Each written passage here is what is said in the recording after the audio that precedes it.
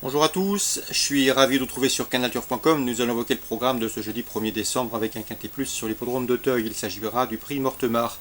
Mon préféré sera le numéro 3, Allegro des Îles. Je vous l'avais indiqué à l'occasion de son succès enregistré sur ce même hippodrome d'Auteuil dernièrement. Toujours le cheval gagné plaisamment, c'est un sujet estimé par Fabrice Fouché. Le cheval avait gagné 4 courses sans plat, il n'a pas tardé à montrer également de la qualité sur les obstacles. Il vient donc de s'imposer à l'occasion de ses débuts d'ailleurs à Auteuil avec la manière et une confirmation est ici attendue pour ses débuts dans les handicaps, d'autant que l'état du terrain ne lui posera pas de problème. Donc le 3 Allegro des Îles, débutant ambitieux dans les handicaps. On lui posera le numéro 14 Nikos. Nikos qui a été arrêté de la compétition pendant un an, de septembre 2015 à septembre 2016. Il a maintenant retrouvé une bonne partie de ses meilleures sensations. Il vient d'ailleurs de terminer troisième du Quintet Plus, prix François de Gannet. Récemment, une confirmation est attendue. Le 12 dans cette épreuve, c'est Amijenka. Amijenka qui n'a seulement que 4 courses au compteur, qui fait de lui l'un des moins expérimentés du peloton. Et pourtant, il compte déjà 2 victoires, également une place de deuxième dans un quintet au premier semestre, courant juin, le prix de Chantilly. Et sachez également qu'il vient d'effectuer une rentrée tout à fait correcte et encourageante sur le steep. Il revient ici sur les haies avec des ambitions. Le numéro 1, Singapour, devra rendre du poids à ses rivaux du jour, mais c'est un cheval présenté par Guillaume Macaire. Le cheval affiche pas moins de 5 podiums en 7 courses courues, lui aussi débute dans les handicaps avec des ambitions. Je retiendrai ensuite le numéro 13 dans cette épreuve, c'est Urcash qui a des références à faire valoir dans les tournois de ce genre. C'est vrai que 4 des 5 succès qui figurent à son palmarès ont été obtenus sur le steep, mais s'adresse en deuxième place en haie de lui confère ici une chance et plaît dans sa faveur. Le numéro 6, c'est Amazon du Lemo, à qui il ne faut surtout pas condamner sur sa dernière chute à Enghien. Auparavant, elle avait collectionné les bons résultats, elle a d'ailleurs signé 3 succès au cours de l'exercice 2016. Le terrain ne lui posera pas de problème, elle a gagné sur ce parcours cette année, mieux vaut donc s'en méfier et la racheter. Je retiendrai également le numéro 11, Billy Jess qui manque de référence sur l'hippodrome d'Auteuil, une place de 5e et 2 échecs en autant de sorties publiques, et pourtant sa forme est sûre, en atteste son dernier parcours à Enghien. Attention également pour une surprise dans cette épreuve à Tito de la Barrière, le numéro 9 dans cette épreuve, ça doit être ça, oui, qui certes est plus confirmé sur le steep. D'ailleurs il a couru les meilleurs steeplechasers du moment, notamment dans le prix de la Haie Jousselin, mais c'est un cheval de qualité, à 9 ans il est toujours un gamble, le terrain lourd ne lui pose pas de problème, et à mon avis il peut venir ici brouiller les cartes. Résumé chiffré pour cette compétition: 3, 14, 12 As, devant le 13, devant le 6, devant le 11 et devant le 9. Concernant la suite du programme, dans la première, le 101 d'Alia Grandchamp me semble courir un petit peu en liberté. C'est une bonne pouliche. Elle a débuté sur le steep de la meilleure des manières en se classant 3e du prix Congrès, un groupe 1. Auparavant, elle avait gagné sur les haies de Nantes. Elle revient ici sur les balais avec de sérieuses chances de succès.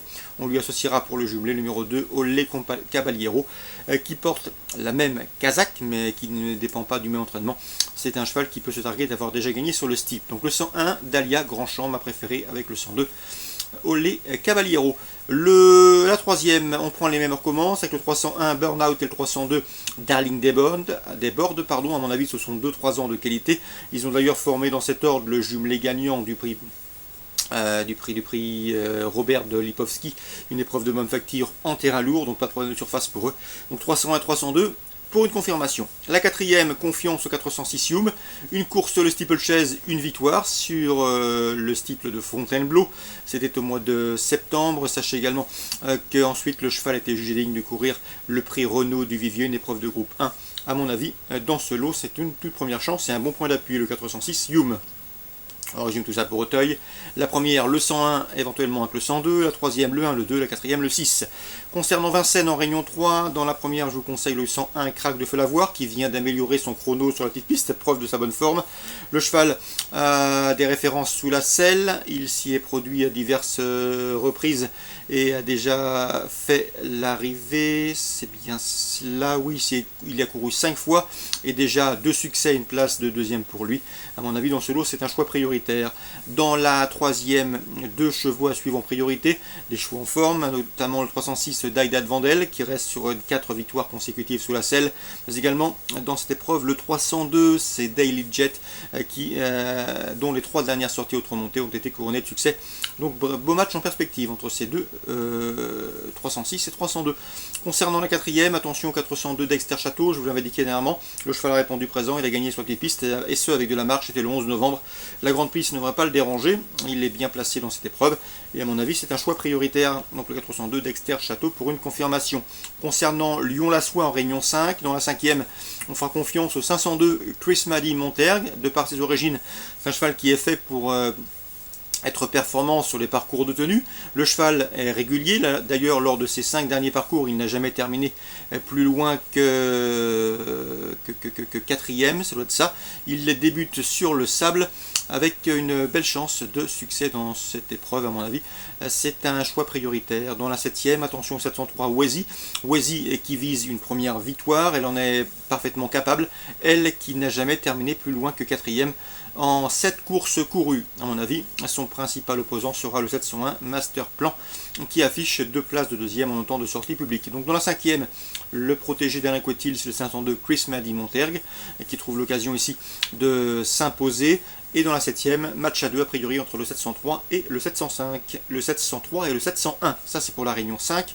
À Lyon-la-Soie. Très bon jeu à tous, bonne journée, rendez-vous demain.